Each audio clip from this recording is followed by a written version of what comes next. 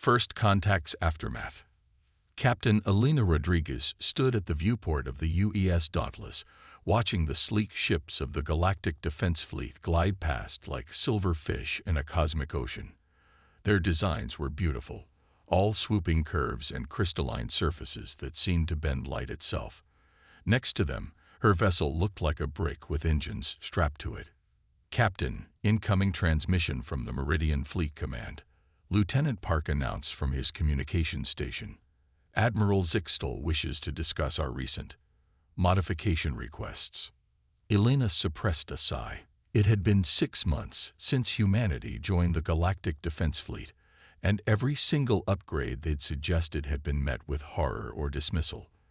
The latest, a request to install backup power systems and redundant life support, had nearly caused a diplomatic incident. "Put him through, Lieutenant." The holographic display flickered to life, revealing the iridescent, insectoid features of Admiral Zixtel. His antennae twitched in what Elena had learned to recognize as agitation. "Captain Rodriguez, I must once again express my concern over your engineering team's proposals. These modifications would completely disrupt the harmony of your vessel's energy flow. The very suggestion of backup systems implies a lack of faith in the primary ones." Elena clasped her hands behind her back. "Admiral, with all due respect, humanity has learned through centuries of space exploration that redundancy saves lives. A backup system isn't about lack of faith, it's about being prepared for the unexpected." "But it's so inelegant." Zixtel's mandibles clicked in distaste. "A properly designed ship should be like a symphony, each component in perfect resonance with the others. Adding these crude backups would be like having an orchestra member bring a spare instrument to a performance." "Sometimes the orchestra needs to keep playing even if a string breaks, Admiral." Their conversation was interrupted by a priority alert. Lieutenant Park's fingers flew across his console. Multiple ships dropping out of FTL at the edge of the system. Unknown configuration. Energy signatures don't match any known species. Admiral Zixtel's image flickered as he received the same information. "Fascinating. A first contact scenario. Captain, please maintain position while our diplomatic vessels." The rest of his sentence was cut off as 3 of the Meridian's elegant diplomatic ships erupted in silent explosions. Battle stations. Elena's order rang through the Dauntless as warning klaxons blared. "Launch alert fighters. Get those point defense systems online." "Captain." Zixtel's voice was heavy with disapproval, even as more of his ships died around him. "This is most irregular. There are proper protocols for first contact scenarios. With all due respect, Admiral, they're shooting at us. Lieutenant Park, get me fleet-wide communications." The next few minutes demonstrated exactly why human ships looked the way they did. While the Meridian vessels attempted to maintain formation and execute textbook response patterns, the Dauntless moved like the combat vessel she was. Point defense turrets tracked and destroyed incoming missiles, while fighters swarmed from concealed hangar bays, disrupting enemy targeting systems. When a lucky shot from the unknown vessels knocked out their primary power core, the backup systems kicked in without missing a beat. When electronic warfare tried to disable their computers, hardened systems and manual overrides kept them in the fight. It wasn't elegant, it wasn't harmonious, but it worked. The battle ended as suddenly as it began, with the unknown vessels retreating into FTL. The Meridian fleet had lost 12 ships. The Dauntless was scared and dented, but intact, along with her entire crew. In the aftermath, Elena stood in the Meridian flagship's command center, facing not just Admiral Zixtel, but representatives from 3 other alien species. The Admiral's antennae were practically tied in knots. "Your vessel's performance was," he seemed to struggle with the word, "effective, though the methods were highly unconventional." "Barbaric," chirped a crystalline being that Elena knew was from the Harmonious Collective. "Did you see how they used those small craft? Like throwing gravel at a sculpture." "Those barbaric methods saved lives today," Elena replied firmly. Human ships are built the way they are because we learned our lessons the hard way. Every backup system, every redundancy, every inelegant design choice represents knowledge paid for in blood. But the aesthetic, the crystalline being began, isn't as important as survival. Alina cut in. Beauty is wonderful, but it won't keep your crew alive when systems fail. In space, anything that can go wrong eventually will. We build our ships to survive that eventuality. Admiral Zixtal's antennae slowly unknotted themselves. Perhaps there is wisdom in your approach. The Meridian fleet has not faced true combat in generations. We have focused on perfection of form over function. We could learn from each other, Alina suggested. Humanity's practical experience combined with your advanced technology. Together, we could create ships that are both beautiful and survivable. The Admiral's compound eyes studied her for a long moment. An interesting proposal, Captain. Though I suspect it would require significant changes to our design philosophy. Change isn't always elegant, Admiral, but sometimes it's necessary. As Alina returned to the Dauntless, she reflected that this was just the beginning. Humanity had joined the galactic community expecting to learn from their advanced allies. Instead, they found themselves in the position of teachers, showing species far older than themselves that sometimes the crude solution was the correct one. It wouldn't be an easy journey. Cultural inertia was hard to overcome, and many would resist changing practices that had served them for millennia. But the attack had proven that the galaxy was not as peaceful as the elder races pretended, and adaptation was preferable to extinction. The Dauntless might not have been beautiful, but she was alive. Sometimes that was enough. The Trial of Steel, the Grand Assembly of the Galactic Council, was a sight that still took Admiral James Chen's breath away. The vast chamber, carved from a single massive crystal of unknown origin, housed representatives from over 300 spacefaring civilizations. Today, all their attention was focused on humanity's primitive approach to warship design. These humans persist in building vessels that violate every principle of harmonious space combat. High Chancellor Vexilor of the Luminous Concordat declared, his bioluminescent patterns flashing with agitation. Their ships are crude machines of brute force, filled with redundant systems that mask their true spirit signatures. Chen remained stoic as holoprojections materialized above the assembly, showing detailed scans of the UES Thermopylae. The newest human dreadnought had caused quite a stir when it arrived at the council session, its angular hull bristling with point defense turrets and launch bays. Observe, Vexilor continued, highlighting various sections of the ship. Multiple backup reactors, manual control systems, armored compartments, and most egregiously, internal repair facilities. They treat their vessels like fortresses rather than the elegant instruments of diplomatic authority they should be. A murmur of agreement rippled through the chamber. Chen noticed several representatives from the younger races taking notes, though they tried to be discreet about it. Rising from his seat, Chen approached the central podium. Honorable representatives of the Council, I understand our methods seem unusual to you, but consider the recent incident in the Meridian sector. When unknown hostiles attacked without warning, which ships survived? A crude metric, declared Ambassador Zira of the Silicon Collective, her crystalline form vibrating with disapproval. Victory through superior resilience lacks sophistication. In proper naval combat, the ship with the purest energy harmonics should prevail. Tell that to the families of the crews who died when their purer ships shattered. Chen responded, perhaps more sharply than diplomacy warranted. Humanity learned long ago that space doesn't care about sophistication. The void is hostile, unforgiving, and absolutely fair. It will kill anyone whose ship fails, regardless of how elegantly it was designed. The chamber erupted in overlapping voices of protest and support. Chen noticed Representative Catal of the Meridian Fleet, one of the few survivors of the recent attack, nodding slowly. The humans speak truth through ignorance, came a new voice, silencing the chamber. Elder Ix of the Ancestral Archives rose from his observation pod, his ancient form barely visible within its containment field. They build as they do not because they reject harmony, but because they never learned it. They developed in isolation, fighting their way to the stars through trial and error. Chen wasn't sure if this was support or condemnation, but he held his peace as the elder continued.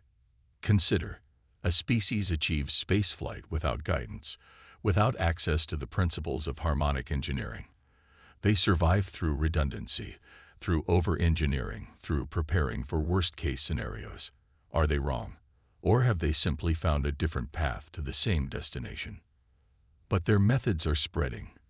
Vexlor protested. Several younger races have begun incorporating human design elements into their vessels. The Meridian Fleet has even requested technical advisors from Earth, as is their right. Elder Ix responded. Evolution is not always comfortable, High Chancellor. Sometimes it requires us to reconsider our most basic assumptions. The debate raged for hours. Chen presented evidence of human ships' survival rates, demonstrated their effectiveness in various crisis scenarios, and explained the philosophy behind their design choices. Many of the elder races remained unconvinced, but he noticed growing support among the younger species who had more recent memories of the dangers of space. Finally, the Council reached its decision. Human ship designs would not be banned, but a joint commission would be established to study the integration of human practical engineering with traditional harmonic principles. As Chen left the chamber, he was approached by K'tal of the Meridian Fleet. "A moment, Admiral," the insectoid diplomat clicked softly. "My people have learned much since the attack. We believed ourselves advanced, enlightened. But enlightenment means little when your ship's primary systems fail with no backup." "The void is a harsh teacher," Chen agreed. "Indeed, which is why I am here. My government wishes to establish a quiet exchange program. Your engineers, teaching our shipwrights. In return, we can offer insights into energy harmonics that might make your vessels more efficient." Chen smiled. "Unofficial, I assume. For now, some traditions take time to change. But change they must, or we risk stagnation. The recent attack proved that the galaxy is not as peaceful as we pretended." As Chen returned to the Thermopylae, he reflected on humanity's unique position.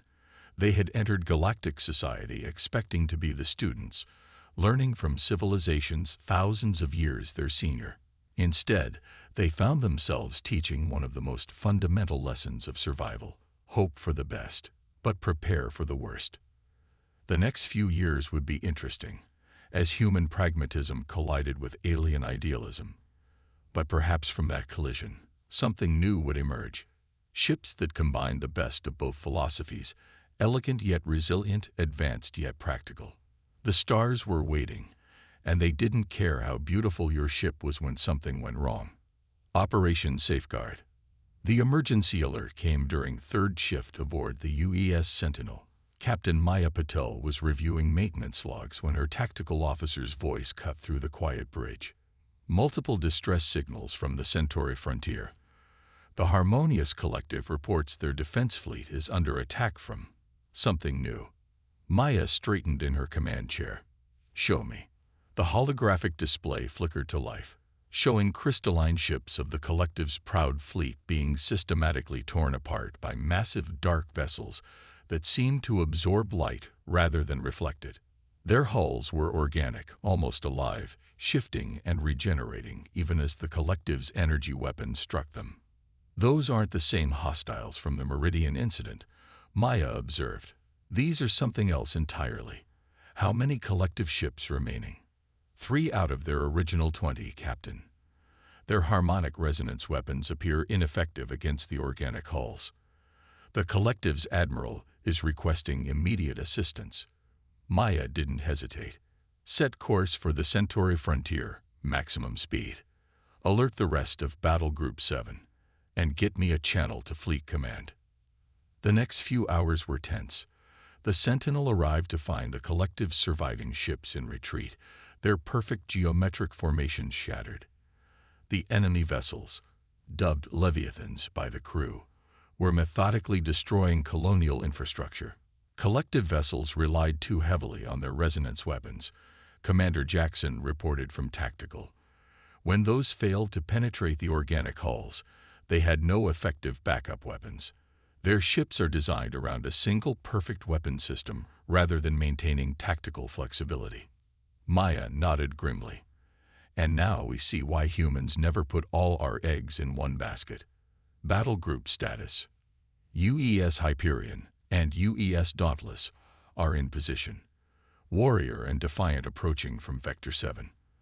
The collective's Admiral Xitl is requesting permission to coordinate from our Combat Information Center, given that their flagship's primary systems are failing. Granted. Let's show them how humans fight. The battle that followed would later be studied in war colleges across the galaxy. Human vessels, with their multiple weapon systems and redundant defenses, proved far more effective against the Leviathans. When energy weapons proved less effective, they switched to kinetic rounds. When primary targeting was confused by the organic hulls, they relied on backup sensors operating on different principles. The Sentinel took heavy damage, but stayed in the fight thanks to its compartmentalized design and backup systems. Maya washed with pride as her crew demonstrated the effectiveness of human damage control techniques, sealing breaches and rerouting systems that the collective would have considered lost causes.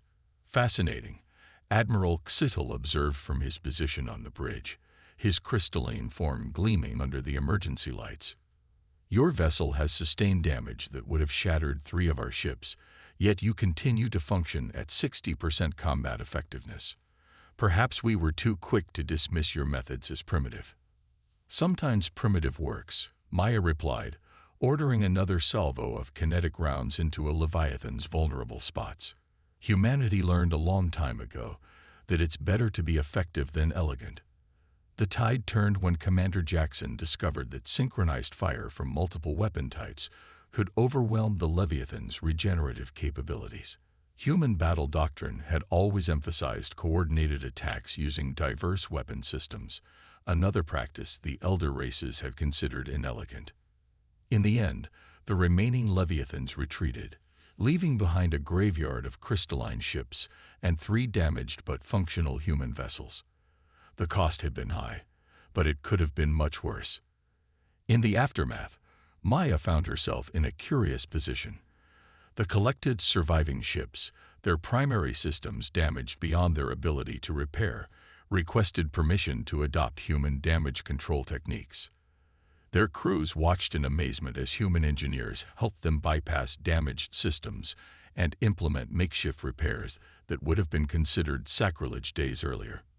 Your methods lack the purity of our traditions, one collective engineer admitted as they worked to restore power to a damaged cruiser. But they are undeniably effective. Perhaps there is wisdom in maintaining multiple options. Admiral Xitl called an emergency session with the other races in the sector. We can no longer afford to prioritize aesthetic perfection over combat effectiveness. The Leviathans will return, and when they do, we must be ready. I formally request that the human fleet establish a training program to teach their engineering and combat doctrine to our forces. Maya smiled as she read the request. Change was coming to the galaxy, driven not by choice but necessity. The elder races were beginning to understand what humanity had learned through centuries of trial and error. In space, survival trumps elegance every time. As she watched collective engineers working alongside her crew, learning the crude but effective methods of human damage control, Maya reflected on the irony. Humanity had joined galactic society expecting to learn from advanced civilizations. Instead, they found themselves teaching one of the most fundamental lessons of all. Sometimes the old ways aren't the best ways, and progress often means letting go of tradition in favor of what works. The Leviathans would return, but next time, they would face a galaxy that had learned to value effectiveness over elegance, survival over sophistication. And that might make all the difference. The learning curve. Dr. Sarah Way of the Earth Defense Force's Technical Exchange Program stared at the classified reports flooding her quantum tablet. As humanity's chief liaison to the galactic shipbuilding community, she had expected resistance to human engineering principles. What she hadn't expected was the sheer scale of unofficial adoption happening behind the scenes. Another request from the Silicon Collective, her AI assistant noted. They're asking for theoretical consultation on backup power systems. Third inquiry this month, though they publicly denounced such systems as crude at last week's Galactic Council meeting. Sarah rubbed her temples. And what's their cover story this time? They're claiming it's for a cultural exchange study on primitive engineering philosophies, same as the luminous Concordat did when they secretly requested specs for compartmentalized hull designs. The situation had grown increasingly complex since the Leviathan incident. While many elder races still publicly maintained their traditional stance on harmonious ship design, their private actions told a different story. Sarah's database was full of classified requests for human technical expertise, each carefully disguised as academic research or cultural studies. A priority message flashed across her screen. The Meridian Fleet's chief architect requesting an urgent meeting. Sarah accepted the call, and the holographic form of Architecture Master Ziv materialized in her office. Dr. Wei, we have a sensitive situation. The insectoid being's antennae twitched nervously. Our latest destroyer class might have accidentally incorporated certain human design elements.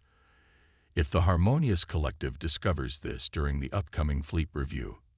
Accidentally incorporated. Sarah raised an eyebrow. Master Ziv, your people don't do anything by accident when it comes to ship design. The architect's compound eyes shifted uncomfortably. Perhaps accidentally is the wrong word. But you must understand our position. The elder races hold significant influence over trade routes and technology exchanges. We cannot openly defy their design philosophies, yet after the Leviathan attack. You need to survive, Sarah finished. I understand. But this cloak and dagger approach isn't sustainable. Sooner or later, someone's going to notice all these accidental improvements. Indeed, the signs were becoming harder to hide. The collective's latest chips, while maintaining their crystalline aesthetic, somehow managed to survive impacts that would have shattered their previous designs. The luminous Concordat's vessels had developed mysterious auxiliary control systems that looked suspiciously like human manual overrides. The situation came to a head during a joint training exercise. A Concordat cruiser took a direct hit to its primary power core. Traditionally a fatal blow. But instead of the expected catastrophic failure, backup systems engaged seamlessly. The ship's captain, caught in the moment, even used human tactical terminology while directing damage control teams. The political fallout was immediate. The elder races demanded an investigation into the corruption of traditional design principles. Yet even as they voted to condemn the integration of human elements, Sarah's office received 3 more classified requests for technical data. We're approaching a breaking point, Sarah reported to Admiral Chen during their weekly briefing. These species are trying to modernize their fleets while pretending they're not. It's leading to dangerous compromises and corners being cut because they can't openly test and refine these systems. Chen nodded thoughtfully. Perhaps that's our opportunity. Not to force them to abandon their traditions, but to help them evolve those traditions naturally. Sarah found herself invited to a closed-door session with representatives from 12 major shipbuilding powers. The official topic was maintaining cultural identity in ship design. The actual discussion was very different. We cannot simply abandon millennia of harmonic engineering principles, the Silicon Collective's master builder insisted. Our entire civilization is built around these concepts. No one's asking you to abandon anything, Sarah responded. But principles can evolve. Look at human history. We went from wooden sailing ships to space vessels, yet we still use nautical terms and traditions. You can honor your past while embracing new ideas. The breakthrough came from an unexpected source. A young Concordat engineer presented designs for a hybrid system that used traditional harmonic principles to manage power flow through human-inspired backup systems. The result was more efficient than either approach alone. This is the way forward, Sarah realized. Not replacing your traditions, but enhancing them. using harmonic engineering to improve redundancy, combining your aesthetic principles with practical survivability. Gradually, a new philosophy emerged. The elder races began to frame human engineering elements as extensions of their traditional principles rather than replacements. Ships could be both beautiful and resilient, combining the best of both approaches. Sarah's office became a quiet hub for this revolution in ship design. Species that had once looked down on human engineering now sent their brightest students to study what they carefully termed alternative optimization strategies. As she reviewed the latest batch of hybrid designs, Sarah reflected on how far they'd come. Humanity had arrived in galactic society expecting to be the students. Instead, they had become teachers, helping ancient civilizations adapt to a changing galaxy. But perhaps most importantly, they had shown that progress didn't require abandoning tradition. It just required the wisdom to know when traditions needed to grow. Evolution's Edge. The unveiling ceremony at the galactic shipyards of Centauri Prime drew representatives from every spacefaring civilization. They gathered to witness the launch of the GCS Synthesis, the first vessel designed and built through an official collaboration between human engineers and the elder races. Admiral Elena Rodriguez, now serving as Earth's representative to the Joint Fleet Command, stood alongside High Archbishop Zix of the Silicon Collective. 10 years had passed since humanity's crude warships had first scandalized the galactic community. Now, they were about to see what a true merger of philosophies could achieve. Hard to believe we once called your ships primitive. Zix's crystalline form sparkled with amusement. Though I maintain that your earliest vessels did lack a certain aesthetic refinement, and I still say your original ships were more art installation than combat vessel, Elena replied with a smile. But that's why we're here, isn't it? To show there's a better way than either extreme. The synthesis was a testament to that better way. Its hull incorporated crystalline lattices that channeled energy like the elder race's ships, but these were protected by layers of human-designed armor. Traditional harmonic drives were supplemented by backup systems, each one enhanced by the energy-focusing properties of alien materials. Notice how the backup systems actually improve the harmonic flow. The lead engineer, Dr. Rajan Patel, explained to the assembled dignitaries. By incorporating traditional resonance principles into their design, we've created redundancies that are both practical and elegant. The ship's weapons systems demonstrated similar synthesis. Energy weapons were enhanced by harmonic focusing arrays, while traditional kinetic weapons were upgraded with crystalline guidance systems. The result was a vessel that could adapt to any threat while maintaining the efficiency the elder races prized.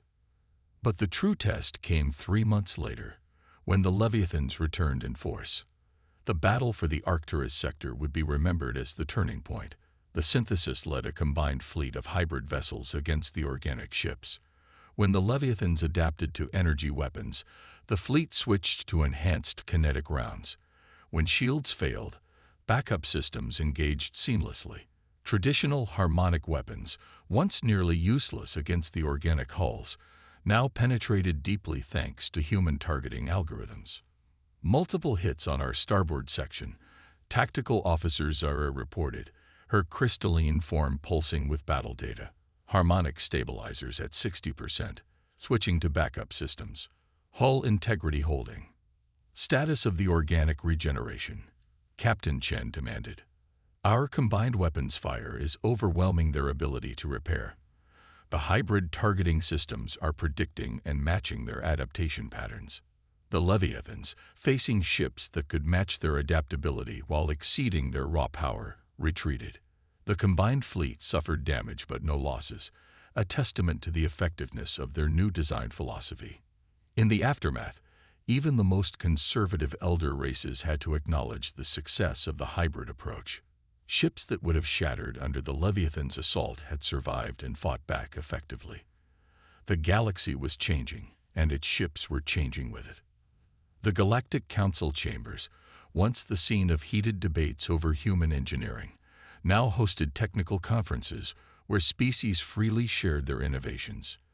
Young engineers from the elder races worked alongside human technicians, each learning from the other's perspective. We were all right, and we were all wrong, Elena reflected during the victory celebration. Humans were right about the need for practical survival features, but the elder races were right about the importance of harmony and efficiency. We just had to learn how to combine them properly. The Silicon Collective shipyards began producing vessels that were both beautiful and resilient. Human space stations incorporated crystalline energy distribution systems while maintaining their practical redundancies. Each civilization contributed its strengths while learning from others. 20 years after humanity's first crewed ships had shocked the galactic community, a new generation of vessels plied the stars. They were neither purely practical nor solely elegant, but something greater than either approach alone could achieve. The Synthesis and her sister ships represented not just a technological advancement, but a cultural one, proof that traditions could evolve without being abandoned. As Elena watched a new class of cadets graduate from the Joint Fleet Academy, humans and aliens studying both practical engineering and harmonic principles, she remembered the early days of cultural clash and misunderstanding. We feared change would mean losing our identity, High Archbishop Zix observed, following her gaze. Instead, it helped us discover who we could become. A young cadet approached them, her uniform displaying both human practical engineering credentials and traditional harmonic mastery symbols. Admiral, Your Eminence, the new hybrid drive tests are ready for your review. Elena smiled. This was the future they had built, not through domination or submission, but through synthesis. The galaxy had learned that true advancement comes not from clinging to tradition or blindly embracing the new, but from finding the wisdom to know when to preserve, when to adapt, and when to create something entirely new. The stars stretched out before them, full of challenges yet to come. But now they faced them together, with ships that were both practical and elegant, crewed by people who understood that strength comes not from purity of tradition, but from the willingness to grow beyond it. The next generation would build on this foundation, creating things neither humanity nor the elder races could have imagined alone. And that, perhaps, was the greatest victory of all.